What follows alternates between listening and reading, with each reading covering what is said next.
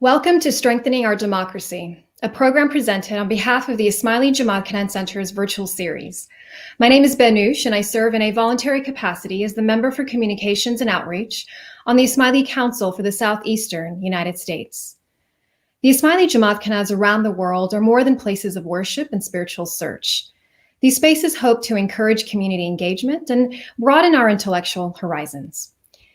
The International Day of Democracy is an opportunity to recall that democracy is about the people. It is built on genuine ethics and values, including equality and civic participation and inclusion. As American citizens, we have trust in our elected officials as they make critical decisions about the issues that affect our lives. Today, the world faces a number of challenges: a public health crisis, growing inequities, and transformational changes from technology to globalization.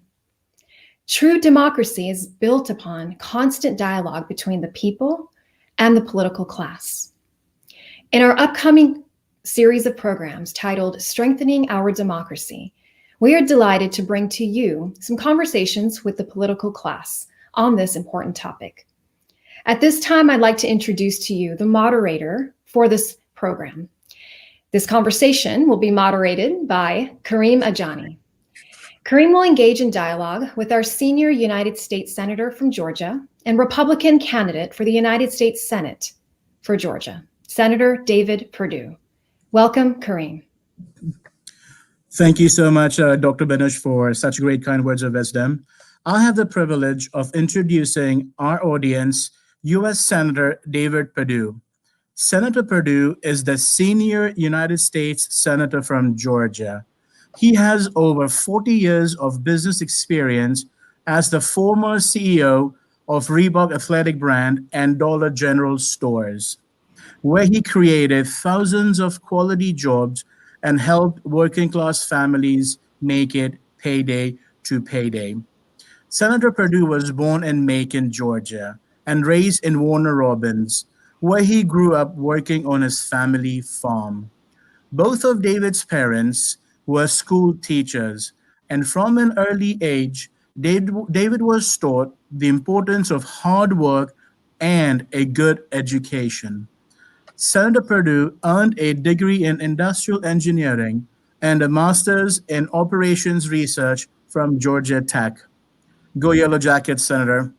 After graduating, he married his wife, Bonnie, from whom he had met in the first grade, and they have been married for 46 years.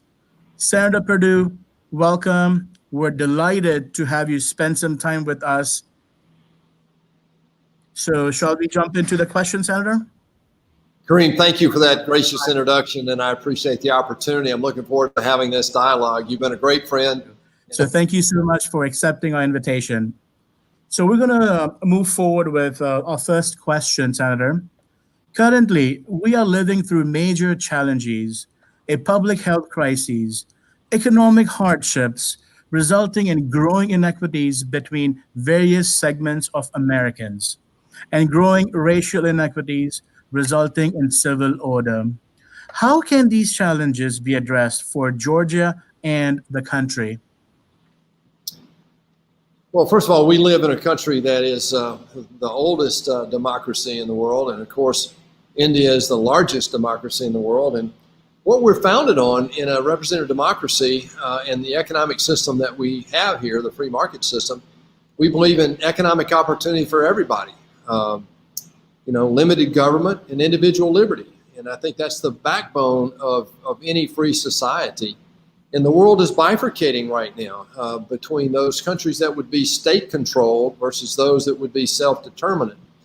And so what you have to do is make sure that everyone has equal opportunity. I think as His Highness Aga Khan said recently in Canada, that it starts with education and inclusion. You have to make sure that while everybody has the same opportunity, they have the same situation with regard to taking advantage of that opportunity. And I think that starts and ends with education.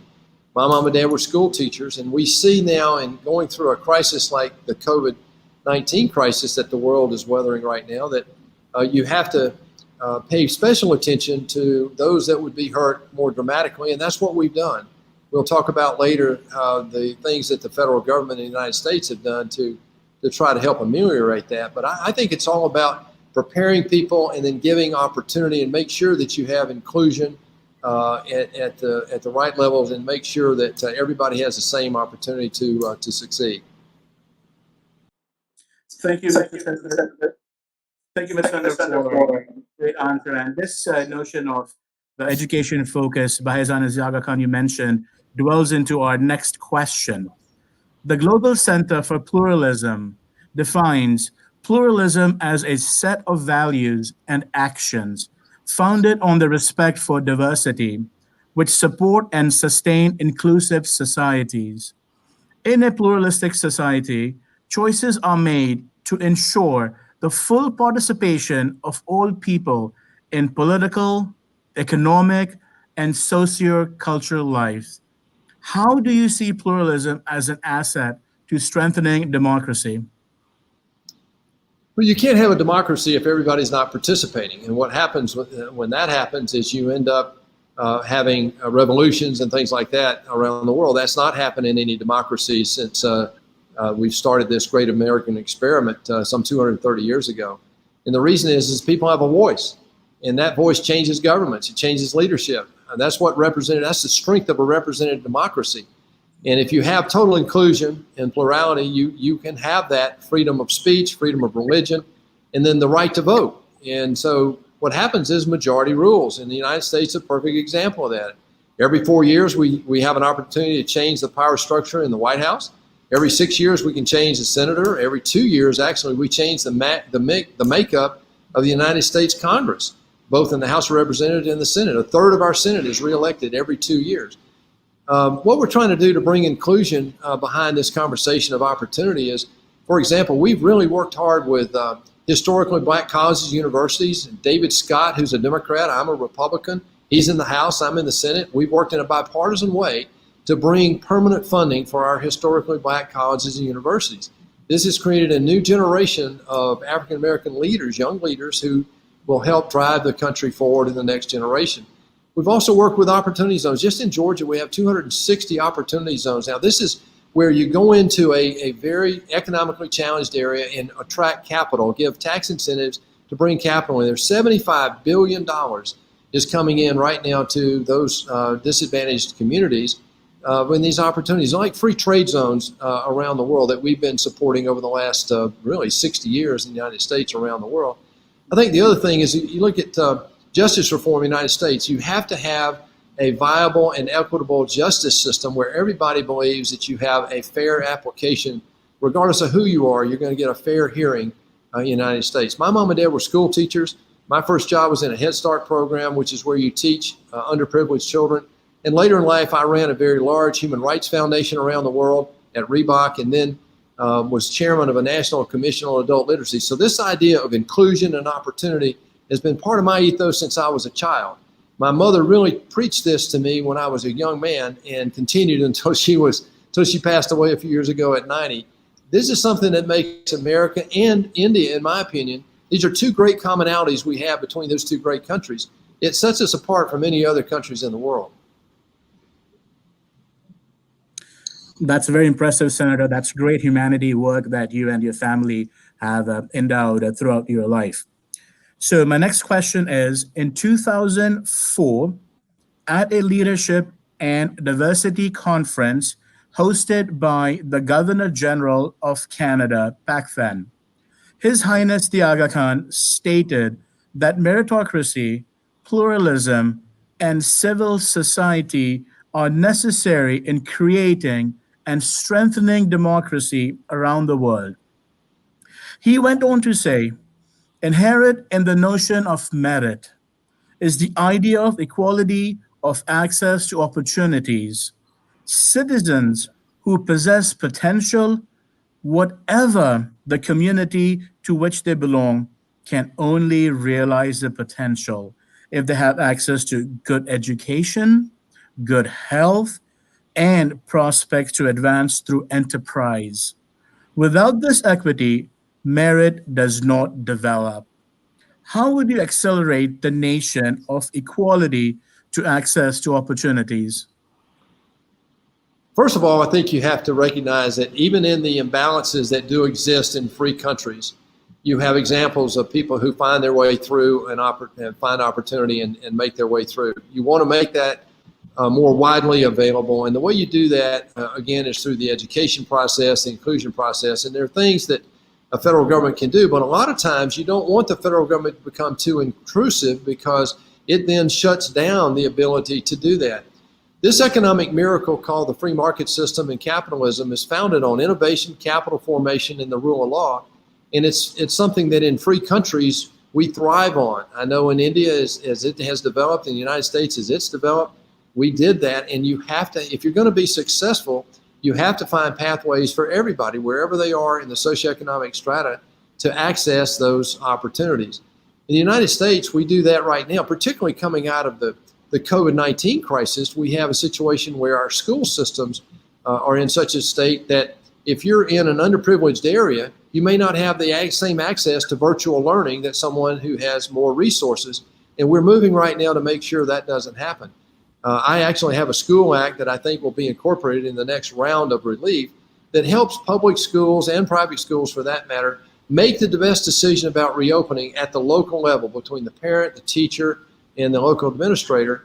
We provide help for them in a grant. We give them access to health care, more PPE, more testing. We give them access to best practices and a database to let parents know and teachers know what's going on in that school. We're trying through the school system to make sure everybody has the same opportunity for that education, even in the midst of this COVID-19 crisis. Long term, I think corporations play a major role in this, even more so than government, frankly, to make sure that everybody has access to those same opportunities. Now, you can't force an egalitarian society. You're going to have some people who are willing to take more risk than others, who fight harder for education, who fight harder for their own success and moving forward. That's the opportunity we have. The word is opportunity, not guarantee. We are very blessed in the United States to have a very strong social safety net.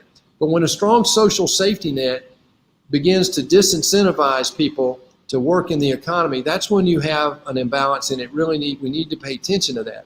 Coming out of COVID-19, where we've thrown so much money to try to help bridge a crisis, we have to come out and reestablish those normal things that create the balance between for an active workforce and an active employment and growth and prosperity. So this is a challenge always in a free society. It's one that we're paying attention to in the midst of this crisis. And as we come out of the crisis internationally, I think this is something that countries like India and the United States can lead on as allies and friends as we go forward. Thank you, Mr. Senator, for a very detailed response. They were absolutely very impressive and very well explained. So this leads to the next question, which you already have shared most of the great work your wife has been engaging into, which is the Education Act, which there was a great article I read in the Gwinnett Post. So I'm going to ask you the next question relating to exactly what you had shared in more details. How would you strengthen our educational and healthcare systems to improve the quality of life of our children and future generations? I hope you have a few hours, because we could talk a long time about this one. This one is the great opportunity of our lifetime, and it has been in every generation. We talk about, income inequity and inequity of opportunities, but let me remind your viewers that over the last 60 years, really, global poverty, serious global poverty, has been reduced dramatically. Globalization has been a part of that. The United States played a major role in that by opening up our consumer base and so forth. We're now seeing the world trying to find a rebalance in that, particularly as we see China stretching its wings across the world. Here at home, what we've done in the crisis is paid attention to the smallest businesses, which, it's interesting in the United States, Kareem, about half of our workforce works for companies that have fewer than 500 employees, and they were hurt the worst when our government shut down our economy to deal with the COVID-19 crisis. So in response, in a bipartisan way, Congress passed the CARES Act that provided for a paycheck protection program. It was about $660 billion that we appropriated to help these small businesses survive. And I'm interested to tell you that, about the average loan size of all of those, about 5.1 million companies, The average loan size was about $103,000. The average employment is only 10. These are the smallest companies in our society. This is where innovators live. This is where first-time job seekers live. And a lot of new jobs are created in this sector of smaller business. We know that. We support it by making sure that capital formation and the rule of law applies to them just like it does a major corporation. And so when we focus on bringing equity and balance and equal opportunity, you have to focus on a level playing field for these small companies that don't have the resources of, say, the Fortune 50 companies. And yet this is where most of the jobs live. I mean, most of the job growth for sure comes out of these small companies. The other thing I think you have to think about is what role corporations play, even small corporations play in developing workforces and creating education, employment and occupational education for a workforce as diverse as ours is in the United States and certainly as diverse as yours is in India. And I think the way you do that is have more on-job training, but also career development going through the career of an individual. It's estimated now that somebody graduating from college will have more than 10 jobs in their career, 10 employers during their career. That's a new development. Workforces are more mobile. They're virtual now. And we see coming out of COVID-19, the teleworking dimension is going to create more and more opportunities for self-learning and career development that will help keep our workforces competitive and individuals competitive as well. The other thing it'll do, as globalization continues to accelerate, it will help people who are in industries that become out of date and uncompetitive re-educate more quickly. And that's something that we've learned in the United States as we came out of an industrial society, agrarian society, industrial society, now an information society. It's becoming, the demand is for re-education is becoming more intense, and with the need to do it quicker is even more important today. So those are the things that I think that will help keep us driving forward. Now, healthcare is another thing. Healthcare has got to be available to everyone. It is in the United States today. Our cost is higher than it should be, and this is something that we continue to work on. We know that the COVID-19 crisis exposed some vulnerabilities we have in terms of supply chains and that sort of thing, and we're working on those today. Great question, Kareem. Like I said, we could talk about education and healthcare for the next few hours. Senator, I wish we had 2 hours, and we definitely would love to hear you more on these topics as we see with COVID and vaccines availability and things like that. But definitely, hopefully on the next round, we will allocate a lot more time so we can learn from you and understand the great work that you're doing on healthcare. So you have touched on the CARES Act, the PPEs, and other various stimuluses the government has initiated. So this goes back to the next question. We've touched on education, we've touched on healthcare. So now we're going to be shifting gears to the economy and focus how are we going to rebuild and how can we rebuild back to pre-COVID times. Small businesses, and by that I mean businesses, have fewer than 50 employees, are struggling as a result of the pandemic. What role or responsibility does the government have to support small businesses during these challenging times? Well, I think that's part of my answer on the prior question. Without being redundant, I'll go to the emphasis that we really do have in America. And I see this in India too. I mean, one thing we share a lot in common, but one of the things I think we really do learn from the Indian community here in America is entrepreneurialism. I mean, this is where a lot of innovators live and so forth. Small companies got 99.8% of the Paycheck Protection Program aid that we just allocated, some $660 billion. We still have 130 billion or so that's waiting to go. These are the companies that we need to protect as they come out of this crisis. I met with some in Georgia over the last few weeks that are using that paycheck protection assistance to continue to have that relationship with their employees. The federal government, I mean, not the federal government, but the economy of the United States in the last 2 months has created about 7.5 million new jobs. Today we have 5.5 million job openings waiting for people to come back to work. We'll outlive the premium on unemployment, and that will allow more people then to find their way back into their prior job, we hope. because that's really what this is about, is getting people back to work. And it has been an inhibitor so far. You also have to worry about liability protection for small businesses, because they don't have the resources to stand up to class action suits and so forth that are being brought right now. We have over 3,000 class action suits related to COVID-19. Many of these are frivolous and without merit, and are looking for a settlement. And so we have to be very careful to get some sort of protection. And I believe it needs to be at the federal level to codify what some of the states like Georgia is doing right now to protect in that area. But I think as we come out of this thing, particularly the COVID-19 crisis, we're going to see that these small companies are going to be healthier than they would have been without that aid. And I think we'll find that the innovators will find their way to the top again. You know, when you get in a crisis, you find out who the strong competitors are, Kareem. The strong competitors really show up when you get in a crisis situation. I've been in a couple of tough corporate turnarounds in my career, and I can tell you from personal experience, that's when you find out who the serious players are. Thank you. Thank you so much. You are absolutely correct. The Asian community is a very entrepreneurial spirit, and they work hard to live the American dream. So could you take a couple of minutes and talk about the next stimulus package, and where do you see that being rolled out, and what would that package entail? Yeah, we're negotiating that right now. The first 4 packages amount to about $2.9 trillion, as you well know. And of that, about $1.2 trillion is still finding its way into the economy. The Paycheck Protection Program, as I said, still has about $130 billion. The Main Street program, which was directed at companies above 500 employees but below 15,000 employees, is also still to go out. Most of that $454 billion is yet to hit the economy. Now we're looking at plussing up the Paycheck Protection Program a little bit.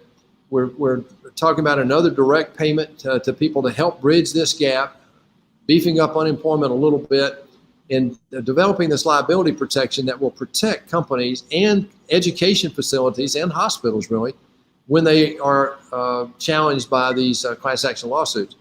And so what we're looking at right now is a debate and a negotiation that brings in the politics of this. The CARES Act was a bipartisan effort to bring relief to help companies, particularly small companies, bridge this crisis. Now we're talking about continuing some sort of relief.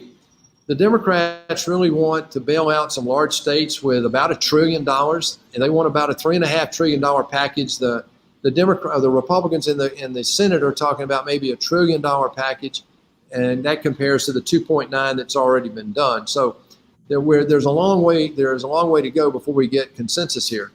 The Democrats want to have the bailout for the large states. They also want to continue the $600 premium on unemployment, which is an inhibitor for people getting back to work. And the jobs, many of those jobs are there waiting for them to come back.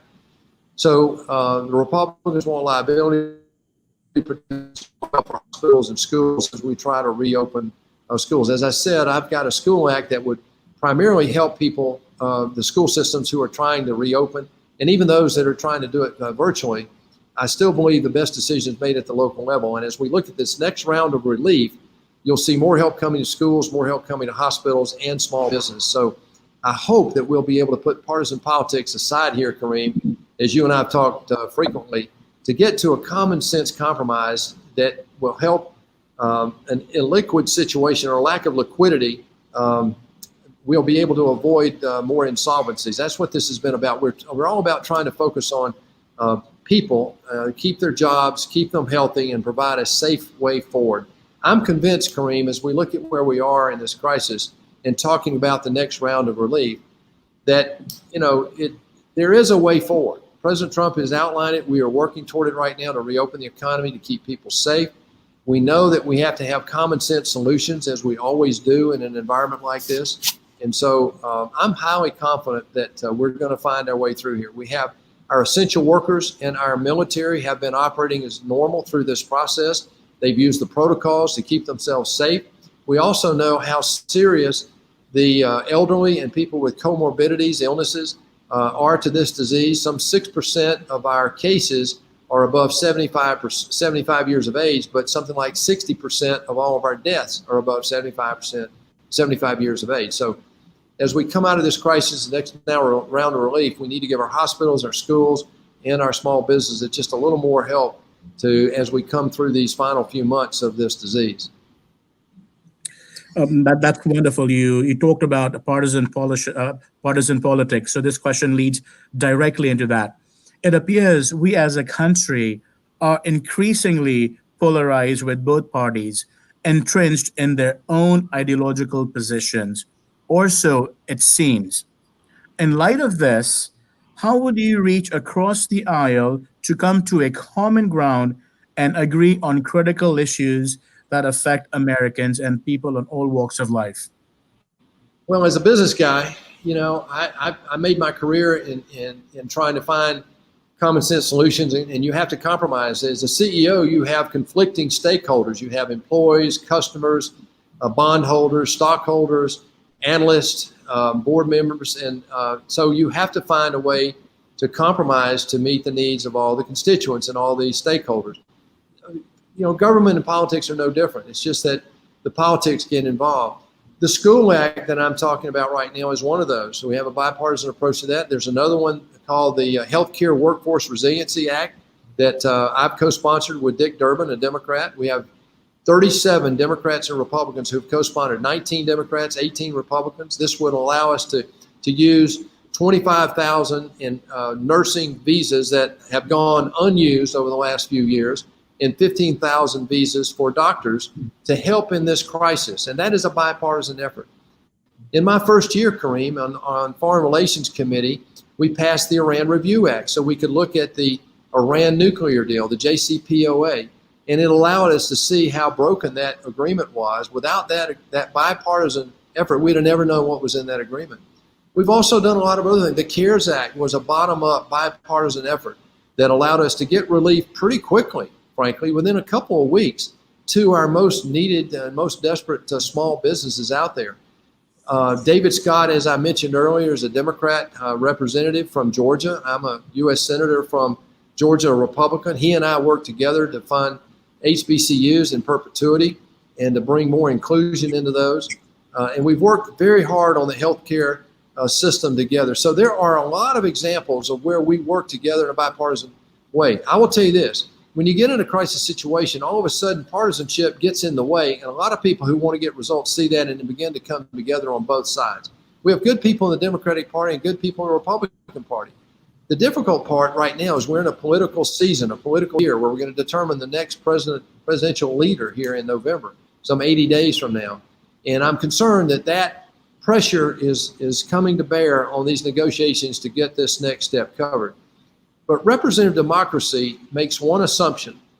It assumes two assumptions. It assumes everybody participates in the electoral process. And two, it assumes that people in power in elected office will find ways to find common sense compromises to move the country forward. We're in a very precarious situation in the United States, primarily, I think, because of the media and because of the rise of career politician. I'm an outsider of this process. I spent 40 years in business. I've been in this now for 5 years or so, and I can see it very vividly. I'm an outsider in the belly of the beast that's trying to help change the direction of the country.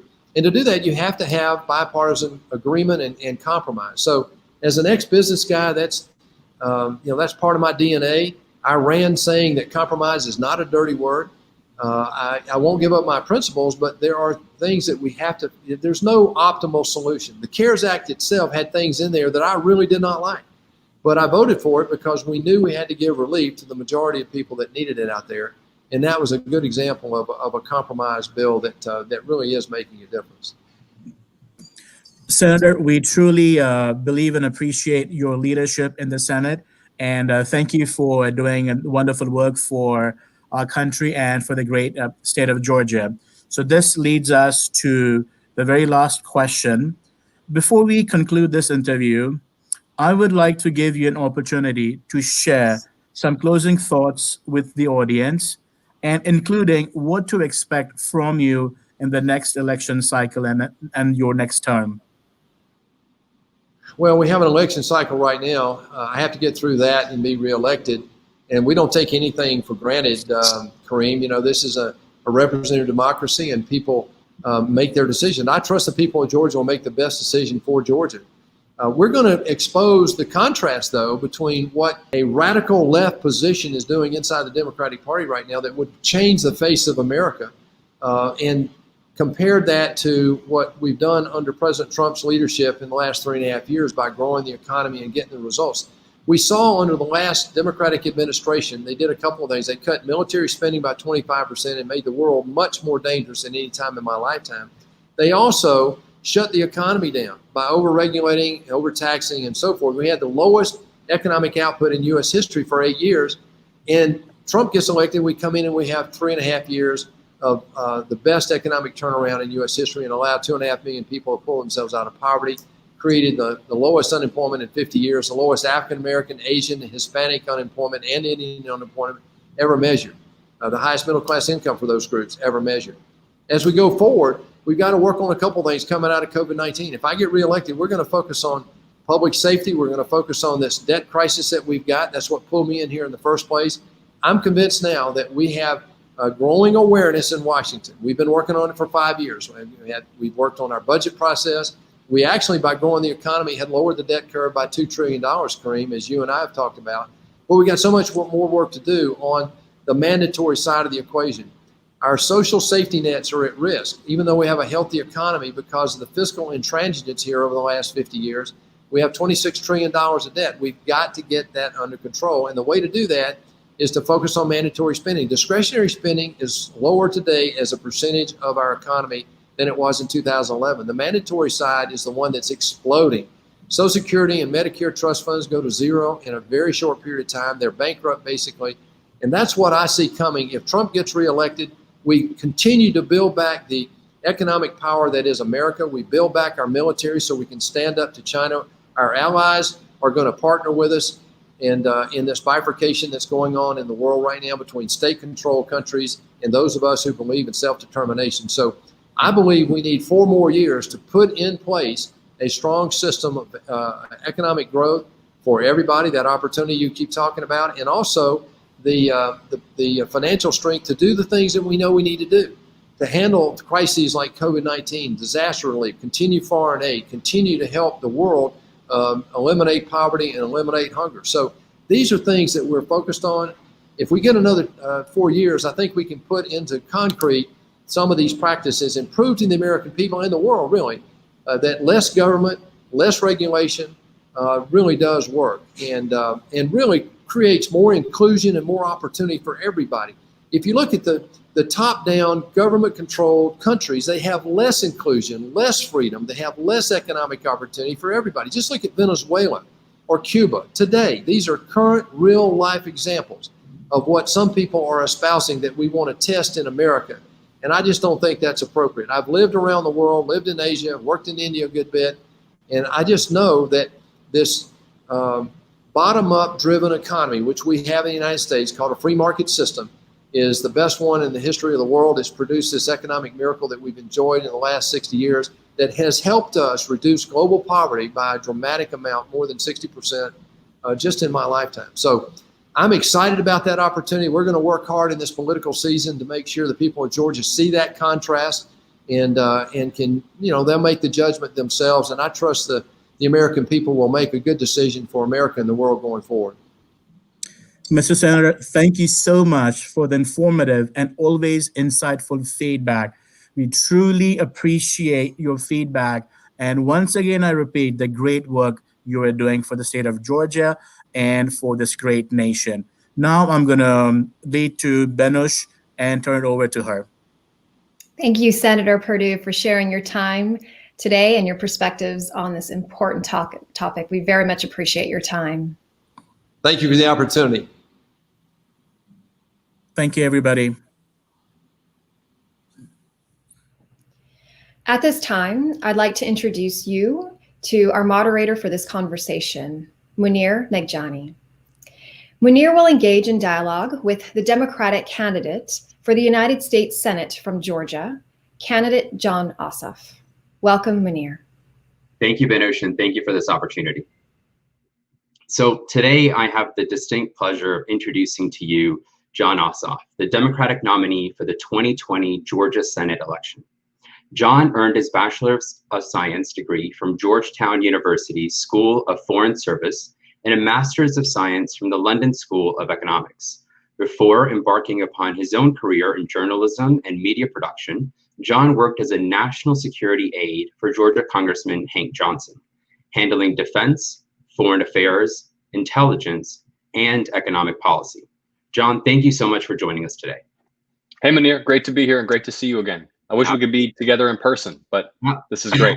Absolutely, absolutely. And so let's start off talking about the 6-foot elephant in the room, if you will.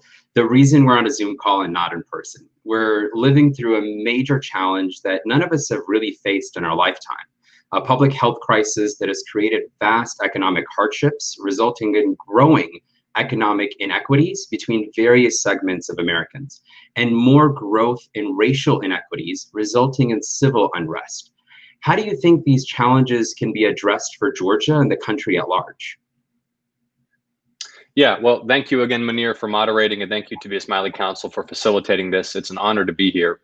And we are indeed in the midst of a grave crisis, and it's a dual emergency, a public health and an economic crisis in one.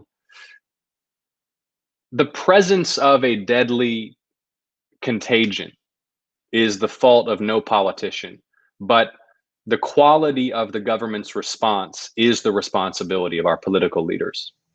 And there's no way to judge the United States government's response to this COVID-19 pandemic except to acknowledge openly that it's been catastrophic, that it's been incompetent, and that it remains deeply flawed, and that the pain and suffering of the people of this country, those who have lost their lives and lost loved ones, those who have suffered from this disease, and those who have seen such economic hardship, all of that pain has been compounded and made worse by our government's incompetent response. And the federal government has made a number and continues to make a number of dire mistakes. The first is to politicize the response instead of delegating it as it should be to medical and public health experts. In a public health emergency, we need to trust public health experts. Here in Georgia, we host the Centers for Disease Control and Prevention, the CDC. We have among the most qualified, brilliant, best trained epidemiologists and public health authorities in the world.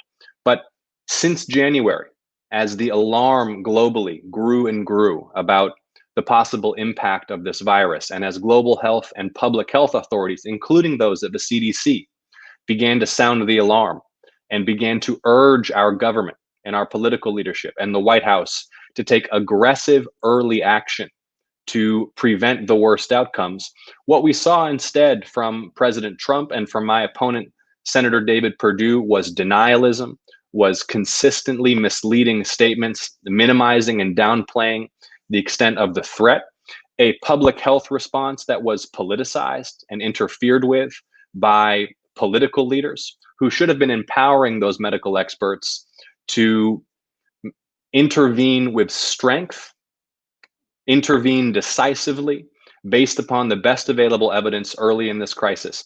There are other advanced large countries around the world that are counting daily deaths on one hand right now.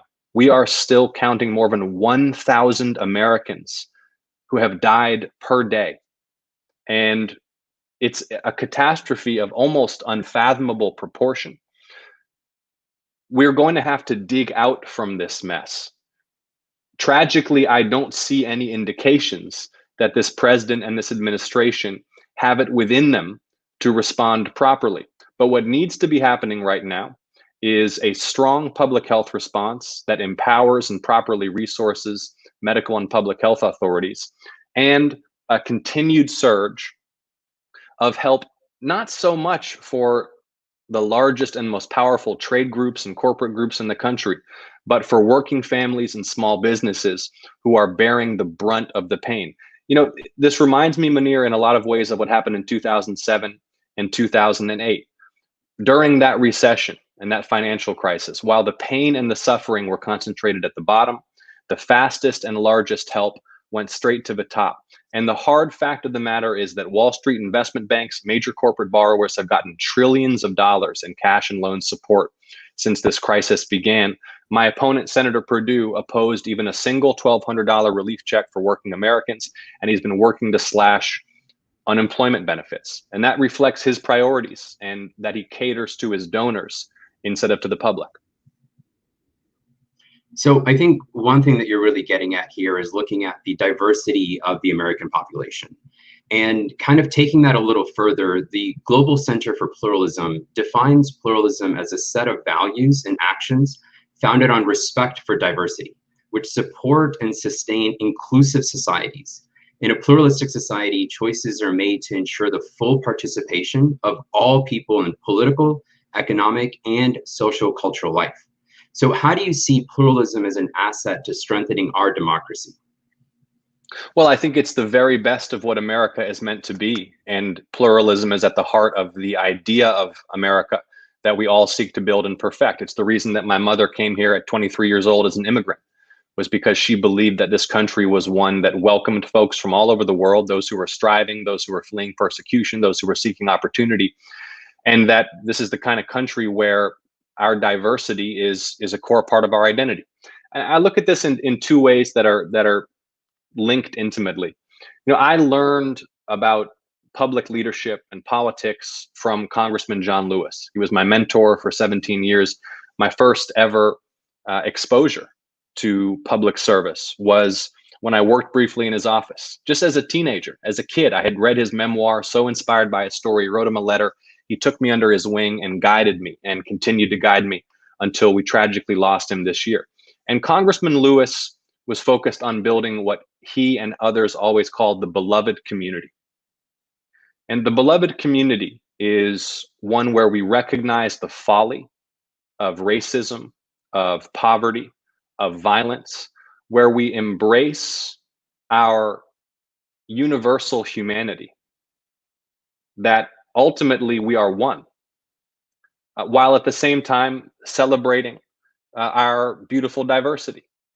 And, you know, in order for Georgia and for America and for the human species to achieve our potential in coming decades, we got to get beyond and we have to overcome the tendency of political leaders like those we have in power in the United States right now to rule by division, to pit people against one another on the basis of identity.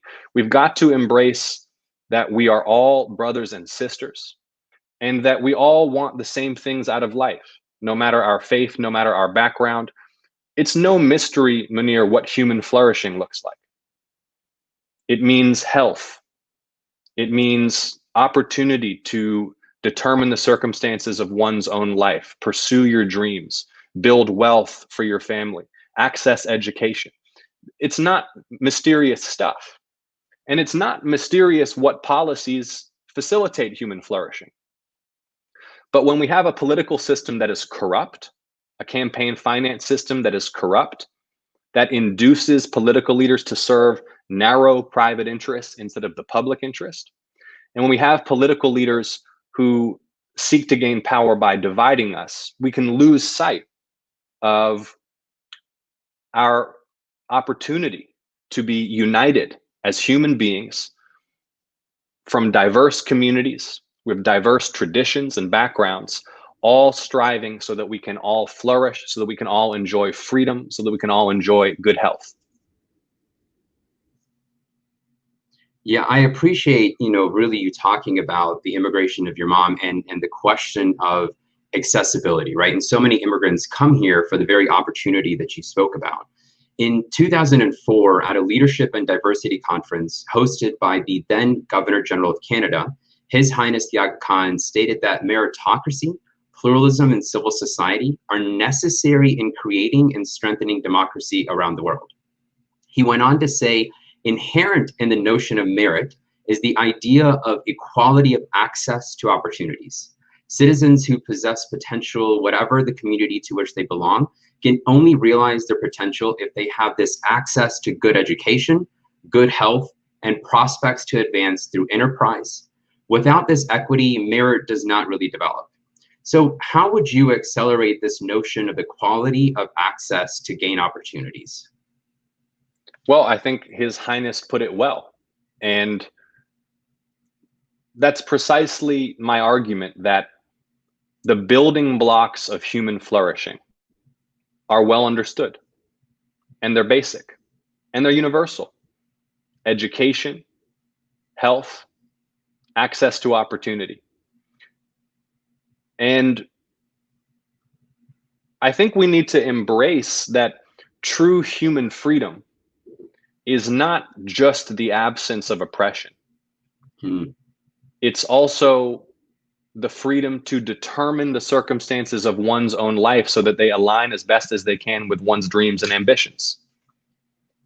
And so the kind of society that we need to build here in Georgia and across the country and around the world is one where everyone has equal opportunity to achieve their dreams, where those basic building blocks of human flourishing, health, education, and opportunity are universal, and where we don't see these shocking disparities that we have here in Georgia and across the country that typically and often are particularly acute along racial lines and along class lines. You know, poverty is not discussed enough in our national political conversation. It is time for our country to recognize that the poverty crisis in America impairs true human freedom. There are too many Americans who simply lack access to health, education, and economic opportunity.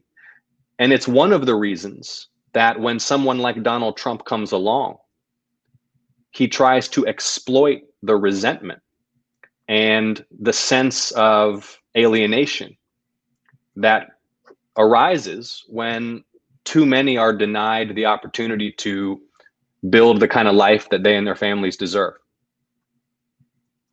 Yeah, I think you nailed it so well with, you know, a lot of what you're getting at, and His Highness talks about this a lot, is that freedom to choose your life is what gives human beings dignity, right? And that's so important, that each individual feels that dignity of having this access. Two of the building blocks that you spoke about a lot were education and healthcare. Let's talk a little bit about what specific systems and how would you improve the quality of life for our children and future generations, working with these two core building blocks that we all need so much. Sure. And one of the things that I hope gives people a sense of confidence and hope is that solving these problems, as I said earlier, is not mysterious. It's not like solutions to America's healthcare crisis or the steps we need to take to ensure equal opportunity to education are shrouded in mystery. We know what they are. We just need political leaders who have the will and the clarity of vision to pursue them, instead of just serving their donors or lobbyists and doing whatever is standard operating procedure in Washington. Here's my view on healthcare. In Georgia and across the country, we really have a dual crisis. We have a crisis of affordability and a crisis of access. Another way to think about that is a crisis of insurance and a crisis of healthcare delivery. So we've got to solve the insurance crisis. Here in Georgia, even before COVID-19, we had 1.5 million Georgians who lacked any health insurance at all, and many more who had health insurance but are either getting ripped off by the insurance companies, and so having to choose between other necessities, housing, nutrition, education, and health, or who have insurance plans but find, as so many of us do, that the system seems rigged against us. Dealing with insurance companies can be a nightmare. It feels like the system is optimized to deny claims. There's all kinds of surprise medical billing. I support putting a public option on the Affordable Care Act exchange, which is a not-for-profit public insurance option, optional for all, instantaneously available to the uninsured. For those who are already eligible for Medicaid, they'll pay no premiums. Others will pay premiums that are fair and fiscally sustainable and universally affordable. And I will always protect the right of Georgians and Americans to choose between public and private insurance.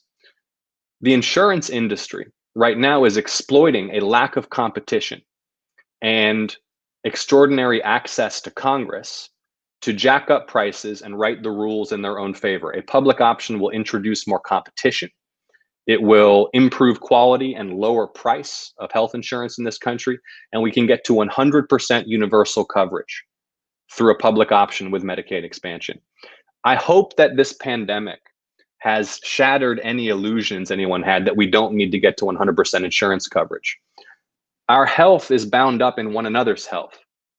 I mean, that is what contagious disease proves. Yeah. When your neighbor is sick, your family is liable to get sick too. So we need to look out for each other's health. We also, once we've solved the insurance problem, have to solve the access problem. Because even if everyone has great insurance, and we'll get there, if you're an hour from a primary care physician or a clinic, if you're 3 hours from a level 1 trauma center, if, as is the case in half of Georgia's counties, there's no access to obstetric and prenatal medicine, then we still haven't solved the crisis. So we need to invest in building clinics and hospitals to serve rural and underserved communities in Georgia. And we need to expand the U.S. public health service so that we have more frontline healthcare workers who are delivering vital healthcare services and preventative healthcare services in communities across the state. The alternative is folks will not get healthcare until they're already acutely ill in the emergency room.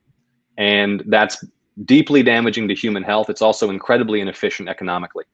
On education, I want to just highlight 2 priorities. We could talk about education reform for an hour, and I know you have some deep thoughts on it too, Munir, but I want to highlight 2 specific priorities.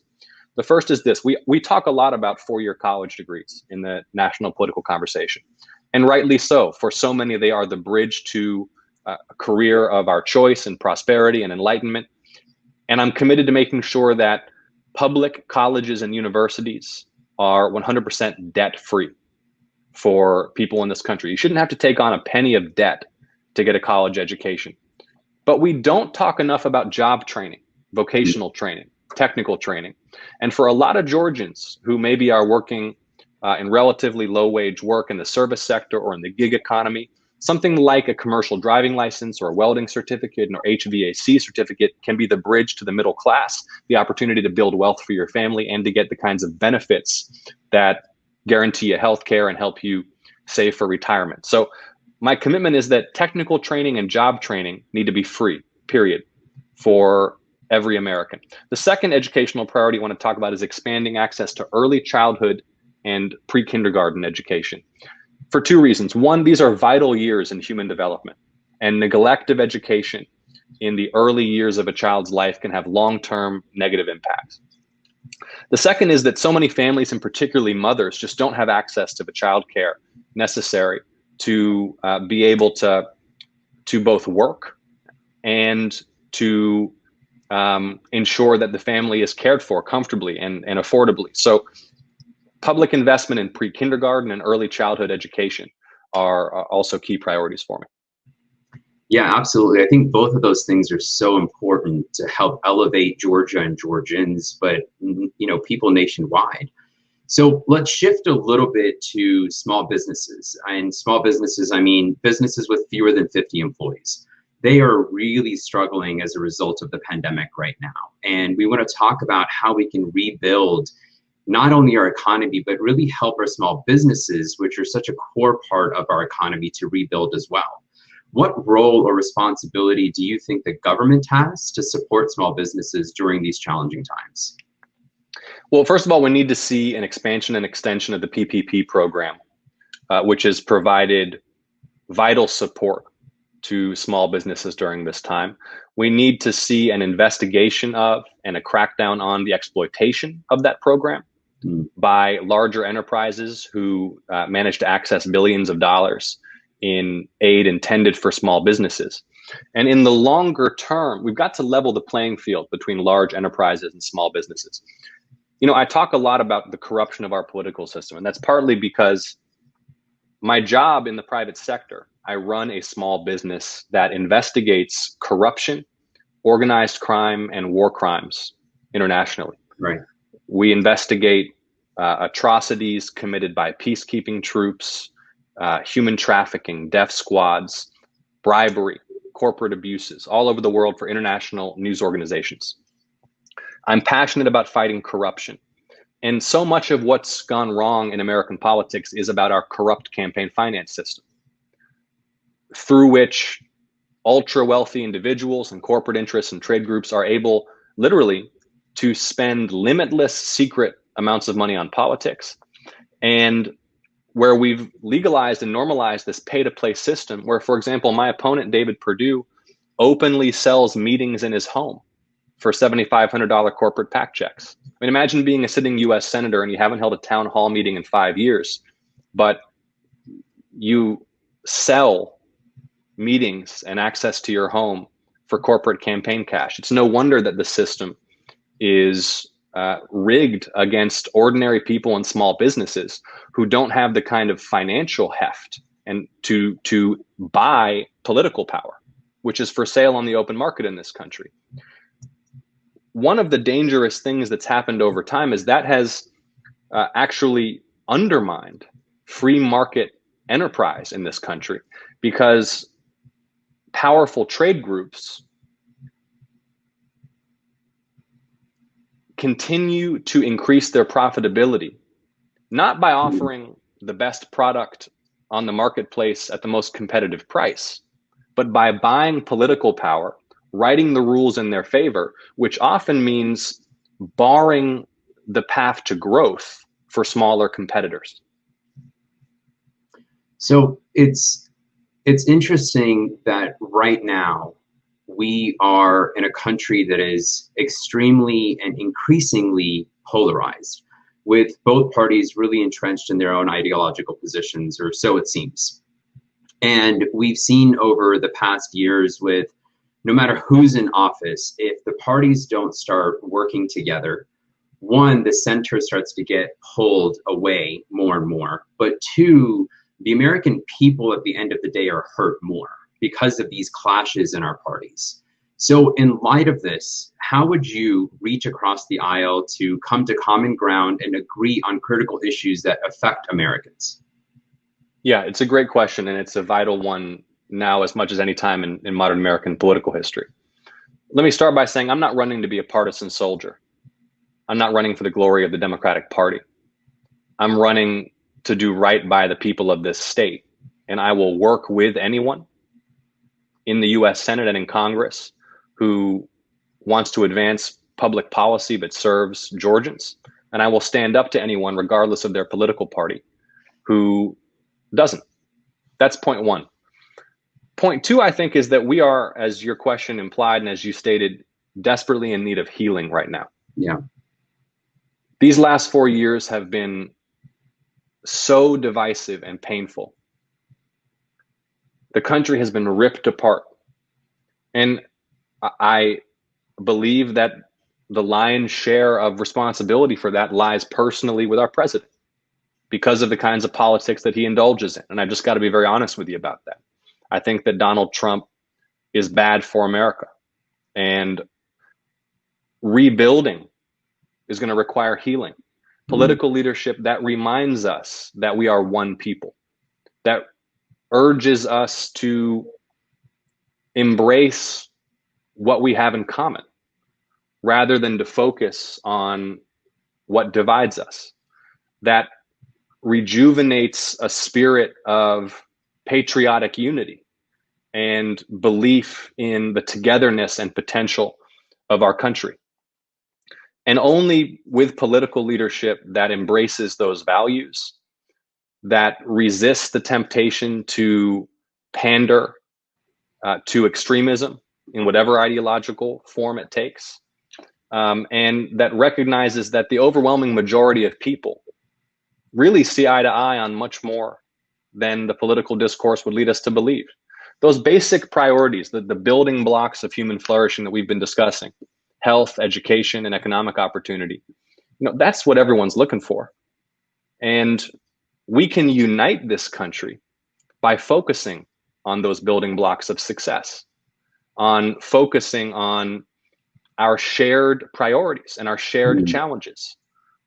The affordability and access to healthcare, the affordability and access to education, a level economic playing field where we all have the opportunity to access capital and opportunity and job training and the rungs of the economic ladder. So that's the agenda that I believe can reunite this country. And in the U.S. Senate, I will seek to offer the kind of leadership that brings people together instead of driving them apart. So I'd love to hear, as we end our dialogue here today, if you're elected, when you're elected, what are some policies that we have in store for us? Well, look, first of all, we're going to have to dig out of the rubble and then begin to build upon it. And I think it's highly likely that early next year, we will still be in the throes of a public health emergency. Yeah, absolutely. And the economic damage is going to be long lasting. So step one is containing the pandemic that has been allowed to spiral out of control while investing in economic recovery from the bottom up and the middle out, not from the top down. Then we need to talk about a medium and long-term agenda. And healthcare will be at the top of my list, ensuring that everyone's got great insurance that they can afford and that everyone has convenient access to vital healthcare services, preventative care. We can achieve those things. And then I think we need to talk about a major infrastructure and public works program with significant investments in clean energy to lay the foundations for prosperity and sustainability. We've got to invest in our economic growth, and we also have to invest in reforms that allow us to grow without destroying our own habitat. That is one of the core challenges for our country and for humanity over the next several decades. And a real test for people everywhere is, will we have the wisdom to trust scientific expertise? Look, we find ourselves in the midst of this pandemic that spouted out of control because politicians didn't recognize the limits of their own knowledge and wisdom and didn't empower and trust scientific experts. We're making the same mistake when it comes to our environment. Scientists have been sounding the alarm for decades. We've got to get our house in order and stop destroying our planet because we only get one. Absolutely. I think that's such an important point. And for so long, we've, kind of said this term of Mother Earth and we need to do it for Earth. But in reality, the Earth is going to be fine, right? It's us as human beings who may get cycled out of the system for it. So we really, really appreciate you taking your time to answer our questions. We appreciate you coming to our community and having this dialogue with us of things that are so important and encouraging more informed voters. Thank you so much, and best of luck on the rest of your campaign. It's always a pleasure to have the conversation with you, John. Thank you, Munir. Great to see you. I hope we can get together in person soon. Thanks to the Ismaili Council for the invitation, and to the eminent leaders I had the pleasure of meeting before we went on the air. And for those who are interested in getting involved, the campaign website is electjohn.com, electjwin.com. Much love and stay healthy, everyone. Thank you. Thank you. Thank you, John, for sharing your time and perspectives today. To the listeners, I hope you enjoyed these conversations. On behalf of the Ismaili Jamatkhana and Center, thank you for joining.